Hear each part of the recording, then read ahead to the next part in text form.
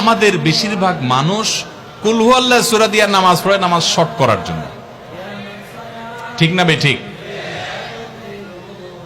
তাহলে এবার যদি আমি বলি কারা কারা নামাজ সংক্ষেপ করার জন্য কুল হু আল্লাহ সূরা দিয়া নামাজ পড়েন, তাহলে দেখা যাবে হাত ওইগুলো আবার উঠছে। তাহলে সংক্ষেপ করার উদ্দেশ্যে সূরা কুল হু আল্লাহ পড়লে সেটার কারণে আল্লাহর কাছে সওয়াব পাবেন না, বরং আপনার নামাজের মর্যাদা আরো কমবে। নামাজ কি সংক্ষেপে করতে হয় না লম্বা সময় নিয়ে করতে হয়? আমরা খাওয়াটা খুব ধীরে সুস্থে খাই, ঘুমটা খুব ঠান্ডা মাথায় যাই, কাজ কাম খুব ঠান্ডা মাথায় করি, শ্বশুরবাড়ি গেলে খুব আস্তে ধীরে যাই, সব কাজগুলো আমরা ধীরে সুস্থে করা পছন্দ করি। শুধু নামাজের বেলা আসলে, জিকির তসবির বেলা আসলে আমরা 4G 5G গতিতে, তুফান মেইলের গতিতে যত তাড়াতাড়ি সম্ভব করার চেষ্টা করি।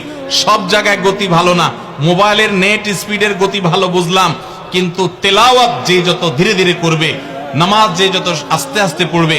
আপনি মসজিদে লক্ষ্য রাখবেন, আপনার মসজিদে যেই লোকটার নামাজে সবচেয়ে বেশি সময় লাগায়, যেই লোকটার 2 রাকাত নামাজে সবচেয়ে বেশি সময় ব্যয় করে, আপনি নিশ্চিত ধরে নেবেন এই লোকটার নামাজি হিসাবে তত আল্লাহর কাছে প্রিয় এবং শ্রেষ্ঠ।